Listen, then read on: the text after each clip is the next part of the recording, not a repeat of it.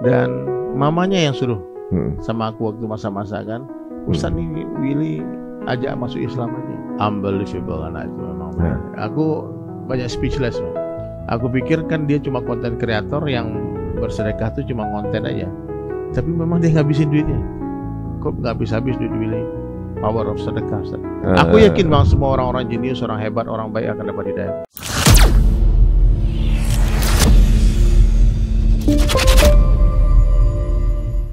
Kemarin terakhir sama Bobon sama Willy Salim kan sempat berandingin. Ketemu? Anak jadi juru damai mereka. Ngerian tuh, ada memang berpelukan, ada suap-suapan makan. Yang benar. Iya. Oh, itu ada hasilnya tuh? Ada. Anak satu kan mereka di Pondok Pesantren Bina Insan Mulia di Cirebon. Ki Haji Imam Zazuli. Dan dua-duanya dapat gelar Gus Bobon dan Gus Willy. Gus Willy. Ya, jadi anak angkatnya Pak Kiai. Jangan-jangan Willy Salim sebentar lagi bisa ada juga lagi. Iya. Pasti. Gak, ini aja sama Ustaz Dery ya. Soalnya beliau nih memang aku yakin bang, semua orang-orang jenius, orang hebat, orang baik akan dapat hidayah bang. Begitu ya. Sangka baik kita doakan terbaik gitu ya. Kemana aja antum beliau? Terakhir ke Jordan, terus ke Malaysia. Kenapa kepikiran ke Jordan? Oh, mengantar Willy mau ke Palestina sebetulnya. Dia mau ngantar bantuan langsung ke Palestina. Tapi kan nggak boleh masuk. Kenapa beliau tiba-tiba ada concern dengan Palestina? Willy mah orang baik bang. Anak itu bang, anak nggak tahu Mama Allah. Kenapa mamanya, Mama Ayu, berikan nama dia Salim bang. Itu nama lahir dia bang. Willy Salim. Selamat. Ya Salim itu kan Islam bang. Iya. Dan mamanya yang suruh sama aku waktu masa-masa kan, Ustaz nih Willy ajak masuk Islam aja. Mamanya gitu ya. Ya kan Islam itu salam, salim, aslama gitu ya. Oh gitu ya, betul ya. Terus memang sudah ada kegiatan untuk berdonasi ke Palestina, terus ngontak antum. Iya. Untuk dibawa ke Gaza. Ya sama Bang Onim.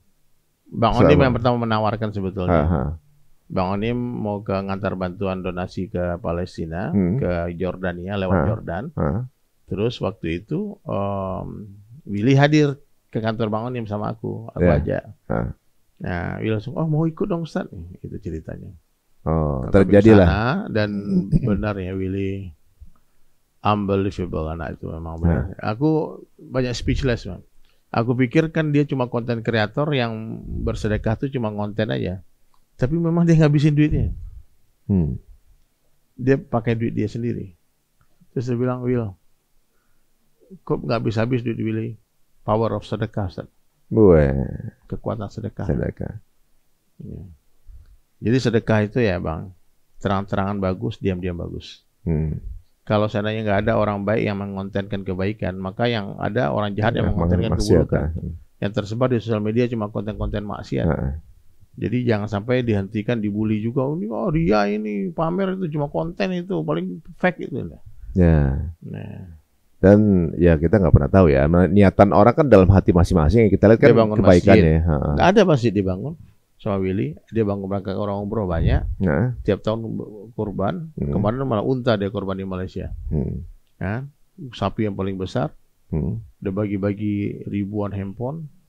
Dan itu memang benar kan. Memang ada jejak digitalnya kan, bangun sekolah, bangun pesantren, perbaiki rumah orang, bangunkan rumah orang. Apa harapan antum untuk beliau nih? Willy Salim menjadi insya Allah lagi memang sesuai dengan namanya Gus Willy Salim. Sebentar lagi akan jadi dai. Memang Ustaz Dery Sulaiman nih tipe yang belak-belakan selalu ya. Apapun yang dijalankan gitu. Kan itu nggak mau, atau nanya mau mana bang? Iya sih emang nanya sih ya. Cuma tuh terus terang banget nih ngomongnya. Akan dijak ke mualaf ya. Iya. Oh begitu. Beliau ini orang di pantai lagi, orang di Bali boleh di pantai aja disuruh mualaf gitu, baca syahadat nggak tahu ngapain. Orang diem-diem disuruh syahadat lagi di pantai. Ini memang. Tapi ada yang dulu ada yang syahadat ya? Ada banyak. Banyak bang. Hari-hari orang syahadat sama aku bang. Di TikTok aja udah berapa? Iya. Udah 70 orang lebih bang. Enggak dulu kan gini. Mungkin yang banyak yang belum ngikutin antum dari zaman dulu ya. Bagaimana turis lagi nyantai di Bali, datang orang pakai gamis deketin dia, suruh syahadat. Tapi ada juga yang masuk ya. Abang tahu nggak power kalimat la ilaha illallah itu? Ana perhatikan wajah orang-orang yang syahadat tuh bang. Ya. Semua seperti deja vu bang. Kayak pernah lihat. Ya? Aku pernah dengar suara ini di mana, nama ini di mana. Ternyata Al-A'raf 172 itu Allah sudah jelaskan alastu birabbikum itu. Jadi semua ruh manusia ini bang, itu semua pernah bersaksi Allah itu Tuhan. Waktu di dalam ruh ya? Di dalam ruh. Apa mungkin itu sebabnya setiap yang bersyahadat orang meneteskan air mata? Iya. Jadi kalau ada orang masuk Islam, tanya deh, kenapa kamu mau masuk Islam? Pasti dia akan jawab, the power of la ilaha illallah. La ilaha illallah itu kalau kita ulas bang, kalau kita bahas bang, air laut jadi tintanya, daun-daun jadi kertasnya, kering lautan, habis semua dan tidak selesai bang. Seluas itu maknanya. Sekarang Willy Salim sudah hafal Al-Fatihah. Sudah beliau? Ya, sudah belajar doa makan. Apa yang dilakukan beliau ini memang ya jujur ya, memang beliau belak-belakan, jalanin aja, nggak ada urat malu, semuanya dijabarin. Nggak ada maksa-maksa orang, bang. Nggak maksa orang gitu ya. Kalau dia mau, oke, nggak mau nggak apa-apa. You go your way, I go my way. Waktu itu Boban pernah di salah satu podcast bilang, saya ini kayak ditembak di tempat gitu. Waktu itu ngomong, nah kejadiannya memang begitu atau gimana? Iya, jadi kalau sama Bobon kan jelas kan, waktu kita memotong sapi, memotong kambing, anak motong, terus tiba-tiba ada anak, di luar skenario ini nggak ada skenario, tiba-tiba ada anak Ambon mu'alaf namanya Iman. Terus aku bilang, Bon, ini mu'alaf nih Bon, Iman. Terus Bobon kapan? Dia bilang, saya nunggu hidayah dari Allah. Kalau sekarang gimana? Ya nggak apa-apa katanya. Langsung ada syahadatin. Dia nangis bang, dia nangis, dia peluk karena dia nangis. Wah mau nangis, gue nih mau nangis. Nah, itu proses Bobon itu. Anak nggak ada nyuruh dia, nggak maksa dia. Nah habis itu dia ke rumah, dia cerita kalau bapaknya juga mualaf, habis semua. Habis itu anak jalan ke tempat wudhu, anak mau sholat zuhur kan, ajarkan dia berwudhu. Masuk masjid, ada ibu-ibu pengajian. Ibu-ibu foto-foto upload, bukan anak yang viralin pertama bang, viral sudah, panik Bobon kan, karena dia belum ngasih tahu istrinya. Semuanya terjadi begitu cepat. Jadi begitu aja. Begitulah cara Allah memberi Bobon hidayah. Dan Bobon Muslim betul bang, dia 3 hari udah pesantren di Tebu Irang bang. Ya. Dia udah Jumatan, dia bagi semua. Saya udah pernah ke safar sama Bobon Malaysia. Dan orang jangan meremehkan ada istimewa, jangan-jangan Bobon ini terpaksa. Enggak ada. Mana agama itu nggak bisa direkayasa. Cinta itu nggak bisa direkayasa. Iman itu nggak bisa direkayasa. Itu mutlak dari Allah bang. Meskipun anaknya Nabi, nggak bisa dipaksa bang. Nabi Nuh kurang apa merayu anaknya, nggak mau bang. Merayu istrinya, nggak mau. Rasulullah merayu paman, nggak mau bang. Jadi kalau ada orang mau ikut bang, itu hidayah bang. Nah, sekarang Bobon juga kan aktif juga dia untuk membantu Palestina, gitu, untuk orang lapar, masya Allah. Ya, hidayah dari Allah ini melewati cara antum ini luar biasa juga ya. Ada kadang-kadang gitu, begini bang. Kenapa orang tanya, kenapa bang dari banyak banget Islamin orang? Karena aku banyak ngajak orang. Kalau coba bang Adi ngajak 1000 orang, nggak mungkin 100 orang kamu ikut. Oh, yang penting ajak dulu aja. Ajak aja. Oke. Mau dia mau enggak ada urusan kita. Enggak ada urusan. Bukan urusan. Sayyidina Umar nih dakwah sama orang. Hei, mau enggak kamu jadi orang Islam? Terus katakan, ya Umar, aku udah punya agama. Di depan orang itu dia doa, ya Allah, saksikan olehmu Umar sudah mengajak dia nggak mau. Abang nggak main-main bang, mau ya? Ini understanding kepahaman ya. Ini semua orang Islam dengar ini. Semua orang yang pernah jumpa dengan kita akan menuntut kita di akhirat. Kenapa dulu nggak ngajak? Oh, aku tungguin kamu ajak, aku nggak ajak. Padahal juga nggak menawarkan diri waktu itu. Iya. Coba kalau dia nungguin, karena orang malu bang. Orang dulu sama kita di sebelah nih, naik pesawat ke Bali, terbang 2 jam. Antum diem bang, dia nungguin nih kapan aku diajak ngobrol. Anak kalau duduk sama orang di sebelah bang, saya akan buat bagaimana caranya akan sampai ajakan tuh ke telinga dia. Walaupun sedikit atau walaupun saya juga dengan cara lah. Dakwah itu kan seni bang. Dakwah itu seni hikmah. Minimal saya usahakan sebelum berpisah dia ucap la ilaha illallah. Qul la ilaha illallah. Itu dakwah Nabi dulu seperti itu. Sekarang bang ya, aku dalam keadaan fase jalan di mall, orang lari-lari minta masuk Islam. Gara-gara viral orang pada masuk Islam. Kemudian di Surabaya di Mall Maspion, anak jalan bang, tiba-tiba ada ibu-ibu nangis-nangis di belakang. Ikut di belakang siapa? Dia mau mungkin, tapi kan mau minta foto bang. Terus anak berhenti, ya Bu, saudari Sulaiman, iya, saya mau masuk Islam. Gitu Bang. Terus saya ambil jilbab, Bu, saya beli jilbabnya pas depan toko jilbab. Saya beli jilbab, ambil aja Ustaz, nggak usah bayar. Saya suruh pasang, suruh syahadat. Jadi kalau ada orang mau masuk Islam Bang, syahadat kan dia jangan tunggu besok, jangan tunggu nanti. Karena kita nggak tahu dia masih hidup besok apa enggak. Yes.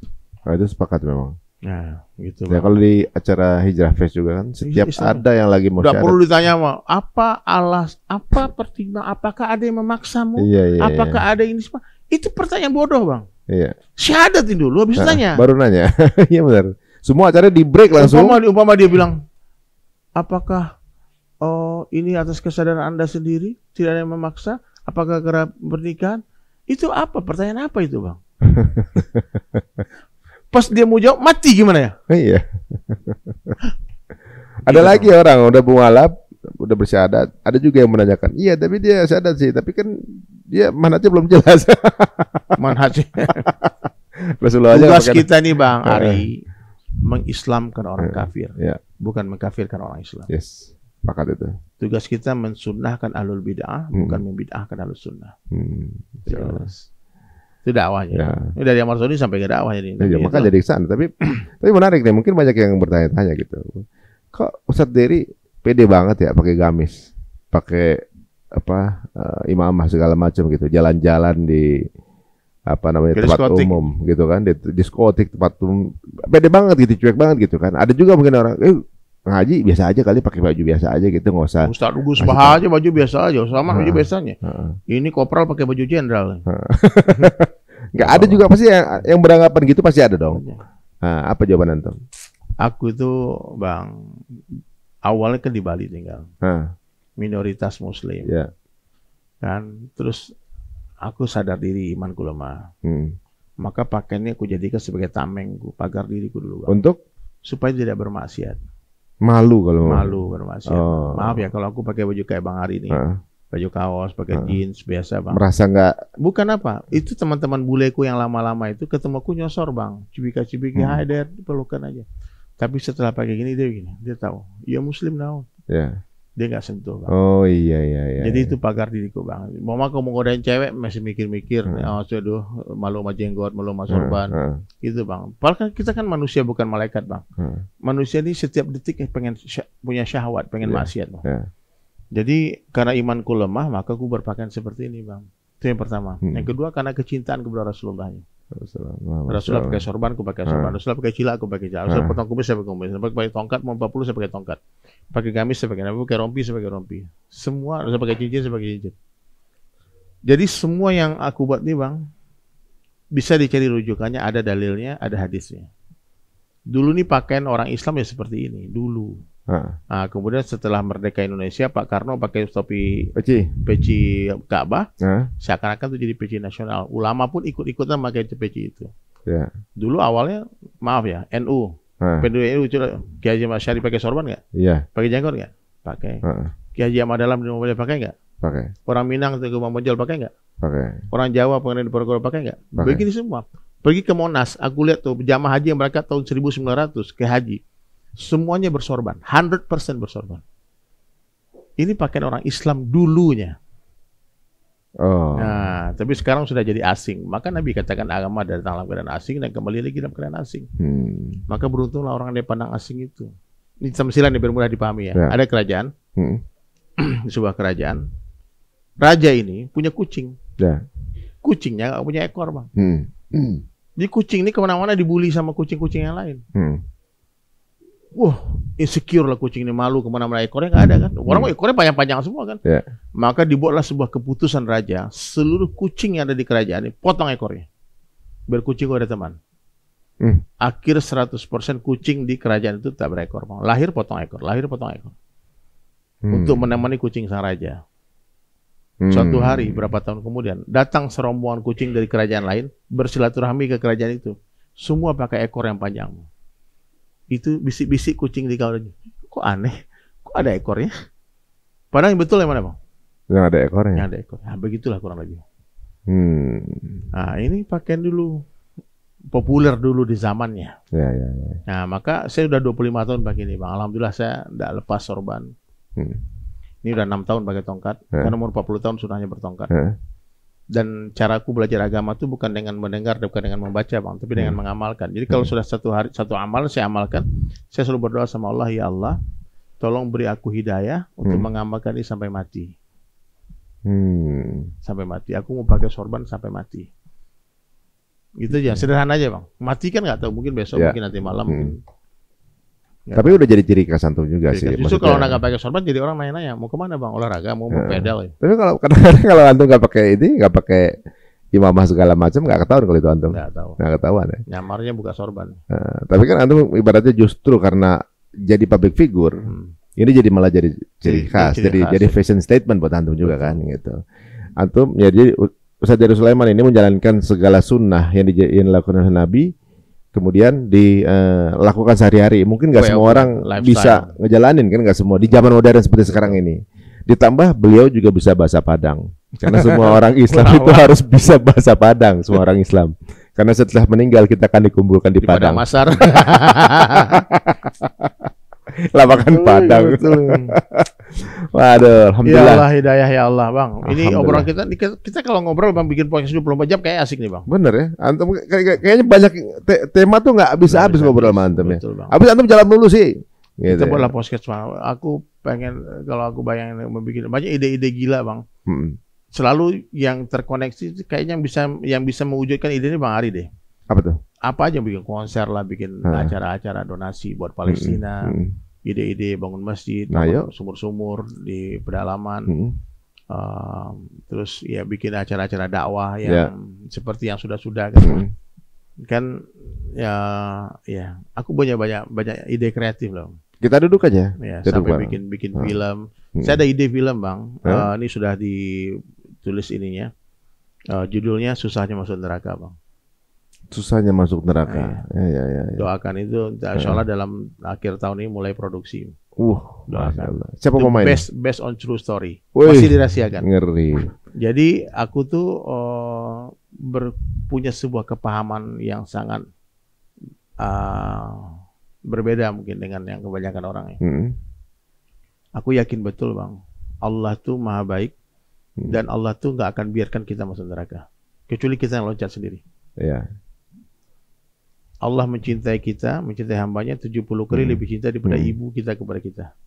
Jadi kalau ibu kita nggak mungkin bakar kita, tusuk kita, potong-potong kita, Allah lebih nggak mungkin lagi. Masya Allah. Itu pikir aku. Apa buktinya Allah maha baik? Niat baik dicatat pahala, niat buruk nggak dicatat dosa. Bahkan niat orang setelah bermaksiat, Bang, itu ditunggu 6 jam. Kalau dia bertobat nggak jadi dicatat. Maka saya punya kepahaman lebih masuk surga dan masuk neraka itu lebih susah masuk neraka. Udah disusahin maksudnya? Susahin. Udah disusahin. Tapi kalau memang nanti ada juga orang masuk neraka itu daplak banget. Daplak betul-betul. Waduh, itu bersungguh-sungguh maksiatnya itu. Tapi kalau maksiatnya main-main, Bang, habis maksiat nangis taubat, nggak mungkin masuk neraka, Bang.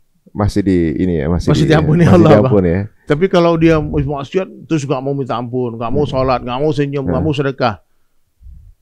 Nah itu memang udah daplak. Makanya ada seorang pelacur, Bang, hanya gara-gara kebaikannya memberi minum seekor anjing masuk surga.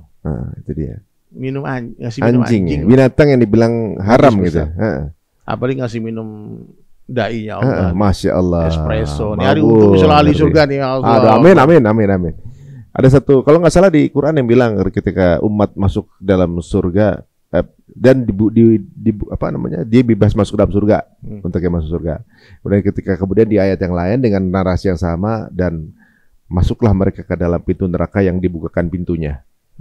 Bedanya narasinya yang itu dibukakan pintunya, yang satu kan dan masuklah mereka ke surga, yang satu nggak pakai itu. Betul. Berarti kan berarti neraka pintunya ditutup sudah kan? Ya. Tapi dia orang ngotot pengen masuk.